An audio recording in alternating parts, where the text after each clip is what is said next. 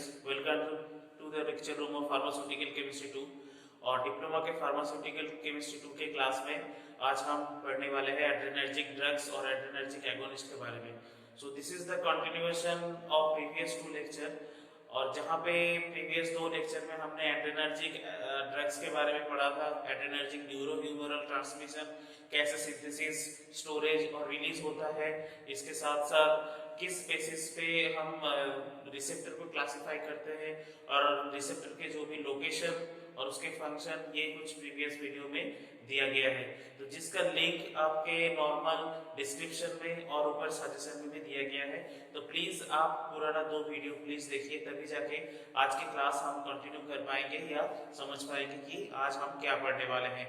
ठीक है, तो हमने जैसे बताया था कि adrenergic drugs these are the part of adrenergic system, जो आपने एड्रेनर्जिक सिस्टम एचएपी में पढ़ा है और एड्रेनर्जिक सिस्टम को ये बोला जाता है sympathetic system. Adrenergic drugs are also known as sympathomimetic drugs और sympathetic drugs। तो आपको समझना पड़ेगा जब हम बात कर रहे हैं एड्रेनर्जिक ड्रग्स के बारे में, तो इसके साथ ये टर्म कॉमन है, सिंपैथेटिक या sympathomimetic. Sympatholytic is opposite of this sympathomimetic, that is known as anti adrenergic drugs और एड्रेनर्जिक एंटागोनिस्ट।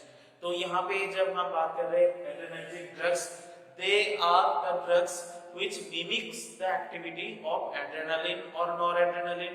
either आप बोल सकते हैं कि एपिनेफ्रिन और नॉरएपिनेफ्रिन। तो क्या करते हैं कि इसे एड्रेनर्जिक एगोनिस्ट भी बोला जाता है, क्योंकि ये रिसेप्टर पे एगोनिज्म इफेक्ट दिखा के जो भी रिसेप्टर का फंक्शन है उसी फंक्शन को और आगे लेके जाते हैं और उसी जैसे काम करते हैं। तो पहले देख लेते हैं क्लासिफिकेशन। तो क्लास अकॉर्डिंग टू क्लासिफिकेशन हमने लास्ट टाइम पे भी ड्रग्स के एग्जांपल दिया था। तो this is the complete classification of adrenergic drugs, जहां पे based on the selectivity of receptor इसे क्लासिफाई किया गया है। मतलब कौन से ड्रग्स कौन से रिसेप्टर के ऊपर बाइंड करता है, उसी के बेसिस पे ये क्लासिफिकेशन दिया गया है। तो first classification is direct acting agonist, मतलब वो किसी भी रिसेप्टर पे ऊपर डायरेक्ट जाके एक्ट करेगा। तो उसी के बेसिस पे जैसे हमने डिवाइड किया था अल्फा को अल्फा 1 अल्फा 2 में, फिर बीटा को बीटा 1 बीटा 2 और बीटा 3 में।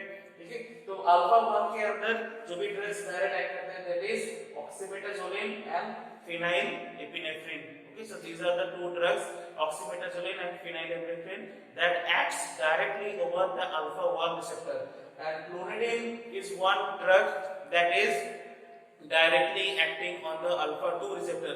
Here another drug is there that is known as alpha methyl dopa. Okay, alpha methyl dopa is also a drug that is alpha 2 selective agonist। okay, तो यहाँ पे 2 drug clonidine और alpha methyl dopa, इसके साथ साथ अब आते हैं बीटा 1 रिसेप्टर पे। So these drugs are generally susceptible to bind to the beta receptor, इसीलिए बोला जाता है बीटा 1 डायरेक्ट एगोनिस्ट। ये बीटा 1 पे dobutamine is a drug, amine drug dobutamine, जो बीटा 1 रिसेप्टर पे बाइंड होता है, और बीटा 2 जो भी बहुत इंपॉर्टेंट मैंने बताया था एस्थेटिक प्रेजेंट के लिए, जहाँ पे ब्रोंकस यूज होता है, वहाँ पे जो भी ड्रग्स इनहेलर के अंदर दिया जाता है वो सारे ड्रग्स आते हैं। इसमें सैल्मेटेलॉल, फॉर्मेटेलॉल, सैल्ब्यूटामॉल, ये कुछ ड्रग्स है जो जनरली बीटा 2 रिसेप्टर पे एक्ट होता है। So these are the direct acting agonist, alpha 1 over alpha 2, this is beta 1, this is over beta 2। Next classification is indirect acting agonist, मतलब ये जो क्लास के ड्रग है ये किसी पर्टिकुलर रिसेप्टर में जे नहीं जाके बाइंड होता है। ये आइदर हो सकता है अल्फा में भी बाइंड हो सकता है, बीटा में भी बाइंड हो सकता है, दोनों के दोनों रिसेप्टर के साथ एक ही बाइंड हो सकता है। तो जनरली जो भी रिएक्शन या जो भी मेगा एक्शन अल्फा या बीटा रिसेप्टर रिलेटेड होता है, तो सारे के सारे फंक्शन ये इनडायरेक्ट एक्टिंग एगोनिस्ट में देखा जाता है। तो इसमें एग्जांपल है कोकेन, एम्फेटामिन। तो ये जो कोकेन और एम्फेटामिन, ये आपने सुना होगा, these are generally performance enhancer drug. Generally आपके बॉडी में जो भी फंक्शन चलता रहता है एड्रेनर्जिक सिस्टम के अकॉर्डिंग, कोकेन और एम्फेटामिन आप लोगे तो आपके हार्ट रेट बढ़ जाएगा, कार्डियक आउटपुट बढ़ेगा, आपके पावर बढ़ सकता है। ठीक है, तो इसलिए कोकेन और amphetamine generally as a indirectly acting agonist, क्योंकि वो अल्फा और बीटा दोनों रिसेप्टर पे जाके बाइंड हो सकता है। हो सकता है कि अल्फा में भी बाइंड हो सकता है कि बीटा में भी बाइंड हो, लेकिन वो पर्टिकुलर नहीं है। नेक्स्ट मिक्स एक्टिंग एगोनिस्ट, मतलब ये दोनों अल्फा और बीटा साथ साथ एक ही साथ लेके काम करेगा कि वो किस डायरेक्शन में जाएगा। तो इसमें एपिनेफ्रिन और सिग्नोएपिनेफ्रिन दो ड्रग है जो जनरली मिक्स्ड एक्टिंग एगोनिस्ट में आता है। तो फिर से एक बार रिकैप कर लेते हैं। Direct acting, indirect acting, mixed acting. Direct acting में अल्फा 1 के ऊपर कुछ ड्रग, अल्फा 2 के ऊपर कुछ ड्रग, बीटा 1 के ऊपर ड्रग, बीटा 2 के ऊपर ड्रग। इनडायरेक्ट एक्टिंग में कोकेन और एम्फेटामिन है। मिक्स्ड एक्टिंग में एफेड्रिन और उसके स्यूडोएफेड्रिन, ये दोनों ड्रग मिक्स एक्टिंग में आता है। ठीक है, तो इसी के बेस पे जनरली आपके सिलेबस में कुछ ड्रग दिया गया है, इसके बारे में हमें पढ़ना है। अगर स्ट्रक्चर दिया है तो स्ट्रक्चर हम देखेंगे, इसके साथ आईयूपीएसी नोमेनक्लेचर, फिर उसके ब्रांड्स, यूजेस, प्रॉपर्टीज और डोसेस फॉर्म, ये कुछ जो आप हर चैप्टर में पढ़ते हो सिमिलर यहाँ पे भी पढ़ना है। तो फर्स्ट जो ड्रग दिया गया है दैट इज एड्रेनालिन। ठीक है, तो एड्रेनालिन आपको पता है कि एड्रेनर्जिक सिस्टम ड्रग है। तो यहाँ पे जो प्रोटोटाइप ड्रग है दैट इज नॉरएपिनेफ्रिन और नॉरएड्रेनालिन, उसी के सिंपल यहाँ पे मिथाइल डेरिवेटिव है एड्रेनालिन। ठीक है, तो एड्रेनालिन को एपिनेफ्रिन भी बोला जाता है, आपको पता है। तो एड्रेनालिन और एपिनेफ्रिन का स्ट्रक्चर आपके सिलेबस में। So this is the structure of adrenaline. यहाँ पे सिंपल देखिए कि एक एरोमेटिक रिंग है, बेंजीन रिंग, जहाँ पे दो हाइड्रोक्सिल ग्रुप है। दो हाइड्रोक्सिल ग्रुप के बाद this portion comes from alanine, और एलानिन के बाद यहाँ पे सिंपल एक मिथाइल ग्रुप है। अगर नोमेनक्लेचर किया जाए that is 3,4 dihydroxy phenyl 1 methyl amino ethanol. तो सबसे जो पेरेंट चेन है that is 1 methyl amino ethanol. तो this is the 1 methyl amino ethanol. ठीक है, यहाँ पे नंबर 1 2 2 कार्बन 1 एमाइनो मिथाइल और दिस इज इथेनॉल। और यहाँ पे जो बेंजीन रिंग है यहाँ पे 3 और 4 दोनों पोजीशन पे दो हाइड्रोक्सिल ग्रुप है, इसलिए इसका नाम है 3,4 dihydroxy phenyl 1 methyl amino ethanol.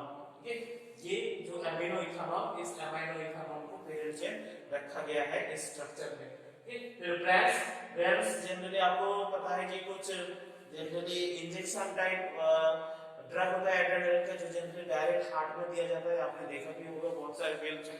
तो पेन टाइप स्ट्रक्चर होता है कि जैसे इंसुलिन में भी एक पेन जैसी कुछ किसी जगह पे दे सकते हो तो वो ड्रग रिलीज हो जाता है, वैसे ही कुछ डोसेस फॉर्म यहाँ पे भी है। जो जनरली लिक्विड फॉर्मेशन आप सिंपल इंजेक्ट करोगे और ऐसा पेन की तरह उसे टिप करोगे तो वो ड्रग डिलीवरी हो जाता है। तो उसी तरह से कुछ ब्रांड है जैसे एपीपेन, ठीक है, फिर रिवालिन मिस्ट, उसके बाद एड्रेनालिन और उसके बाद एपिनेफ्रिन। किसी भी नाम पे जनरली जेनरिक फॉर्म में या नॉर्मल ब्रांड फॉर्म में इसे मिलता है। डोसेज फॉर्म में पैरेंट्रल, ये बहुत कॉमन है। पैरेंट्रल मतलब किसी इंजेक्टेबल फॉर्म में ये ड्रग सबसे ज्यादा अवेलेबल है, तो ये इंजेक्टेबल फॉर्म में जनरली इंजेक्शन से दिया जाता है। फिर टॉपिकल मतलब ऑइंटमेंट, एज ए ऑइंटमेंट और एज ए पाउडर भी आप किसी जगह पे यूज किया जा सकता है। ऑप्थल्मिक मतलब जो आंखों के लिए दिया जाता है। ठीक है, तो आंखों के लिए जो भी फॉर्मुलेशन है, आई ड्रॉप हो सकता है, आई सॉल्यूशन हो सकता है, ठीक है, आई ऑइंटमेंट हो सकता है। तो उस कंडीशन में क्यों, क्योंकि जो भी इसके ड्रग्स के आप एक्टिवनेस अगर देखोगे तो इसके एक लोकेशन था आई पे भी, जहाँ पे यहाँ पे मासल पे, आई के ऊपर जो मासल है उसके बेसिस पे वो क्या करता था कि माइट्रेसिस करता था। तो उस माइट्रेसिस एक्शन के लिए जनरली क्या किया जाता है कि ये ऑप्थेल्मिक प्रिपरेशन में भी यूज किया जा सकता है। Okay, dosage form. फिर यहाँ नेक्स्ट यूजेस आपको याद रखना ही है कि हार्ट अटैक और कार्डियक अरेस्ट। जनरली क्या होता है कि हार्ट अटैक में हार्ट के रेट स्लो हो जाता है, तो उस कंडीशन में ये तुरंत देने के साथ साथ हार्ट रेट बढ़ता है, क्योंकि वहां पे बीटा 1 रिसेप्टर रहता है। उस बीटा 1 रिसेप्टर क्या करता है कि एगोनिस्ट मतलब उसका एक्टिविटी को बढ़ाएगा, उसका एक्शन क्या है कि कॉन्ट्रैक्शन। ठीक, तो वो जनरली हार्ट अटैक में यूजफुल है।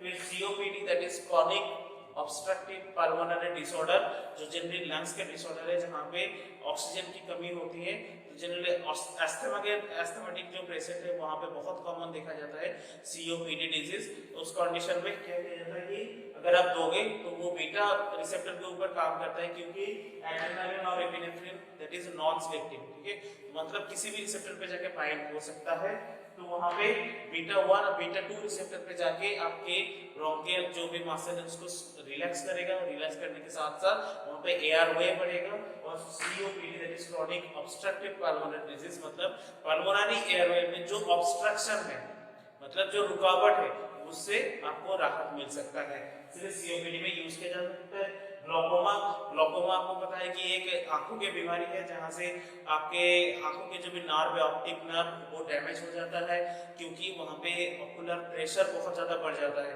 तो उस प्रेशर को कंट्रोल करने के लिए भी आप ये ले सकते हो। ग्लूकोमा बहुत ज्यादा ट्रीटेबल तो नहीं है, लेकिन एक सर्टेन पोजीशन पे आप उसे कंट्रोल कर सकते हो, that the condition must not be get so worse after that, ठीक है। इन एस्थमा आल्सो, एस्थमा सीओपीडी हमको सही मिल रहा है कि अब एस्थमा भी यूज कर सकते हो। Next, in traumatic shock, general traumatic shock में क्या होता है, हार्ट के ऊपर इफेक्ट आता है, उस हार्ट के इफेक्ट को कम करने के लिए ट्रॉमेटिक शॉक पे आप इस एड्रेनालिन या एपिनेफ्रिन को यूज कर सकते हो। फिर प्रॉपर्टीज में this is white microcrystalline powder, मतलब this is crystalline but the particle size of this crystalline solid particle is very micro size, that's why it is white microcrystalline powder. Color is white but the actual appearance is microcrystalline powder. Next, mass having 183 gram per mole, that is a moderate mass. आपको अगर पता है, structure पता है, तो आप structure से भी मास निकाल सकते हो। Next, melting point 211 degrees centigrade. Solubility less soluble in water because it is having amino group as well as the phenyl ring. The phenyl ring is having the less solubility in water due to its non-polarity. आपको ये पता है, ठीक है। Next, stability on light exposure it changes its color. मतलब आप UV light में इसे रखते हो बहुत ज्यादा टाइम के लिए, तो ये अपना कलर चेंज कर सकता है, तो इसे प्रॉपर्ली एम्बर कलर बोतल में स्टोर करके रखना होगा, तभी जाके इसकी एक्टिविटी सही रहेगी। तो स्टोरेज में आप देख सकते हो कि नॉर्मल स्टोरेज में क्लोज कंटेनर या tight container, keeping away from the sunlight, it will be the proper storage condition for adrenaline. ठीक, तो ये था आज की क्लास में। आज की क्लास में इतना ही, क्लासिफिकेशन ऑफ एड्रेनर्जिक ड्रग्स, और उसके साथ साथ एक ड्रग हमने पढ़ा एड्रेनालिन और एपिनेफ्रिन। तो यहाँ पे देखिए ये जो स्ट्रक्चर है मिथाइल, नॉरएड्रेनालिन के स्ट्रक्चर में देखेंगे तो ये मिथाइल के जगह पे यहाँ पे और एक H रहता है, तो NH की जगह पे रहता है NH2। This is the structure of noradrenaline और नॉरएपिनेफ्रिन, और एड्रेनालिन और एपिनेफ्रिन के स्ट्रक्चर में एक मिथाइल ग्रुप है, तो यही है difference. So thank you friends, thank you for listening in my lecture. Hope you enjoyed the lecture and have a good day.